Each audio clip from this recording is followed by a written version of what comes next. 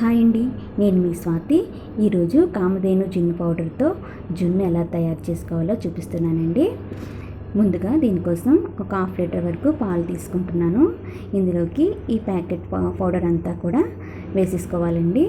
ఇప్పుడు ఈ పౌడర్ని పాలలో కలిసిపోయేంత వరకు ఉండలు లేకుండా బాగా కలుపుకోవాలి. ఇలా బాగా కలుపుకున్న తర్వాత దీంట్లోకి అరకప్పు వరకు బెల్లం వేసుకోవాలండి. నేను ఇక్కడ తురుముకున్న బెల్లం వేసుకుంటున్నాను. ఈ బెల్లం కూడా బాగా గడ్డలు కరిగేంత వరకు కలుపుకొని దీన్ని ఇప్పుడు ఏదైనా చిన్న గిన్నెలోకి వడకెట్టుకోవాలండి. ఇలా వడకెట్టుకోవడం వల్ల బెల్లంలో ఏదైనా చెత్త ఉంటే అది వచ్చేస్తుంది. అది జున్నులో తగలకుండా ఉంటుంది కదా. ఇలా వడకెట్టుకున్న పాలలో ఇప్పుడు 15 వరకు మిరియాలను దంచుకొని వేసుకుంటున్నాను.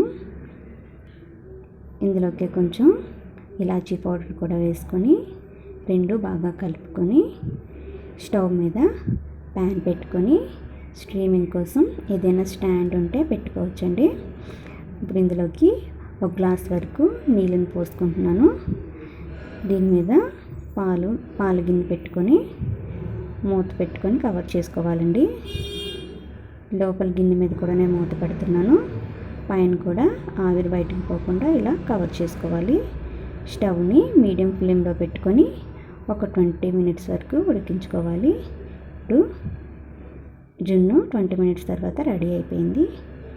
దీన్ని తీసి చల్లారి పెట్టుకొని పూర్తిగా చల్లారిన తర్వాత ఫ్రిడ్జ్లో స్టోర్ చేసుకొని ఒక గంట తర్వాత కూల్గా తింటే చాలా టేస్టీగా ఉంటుందండి.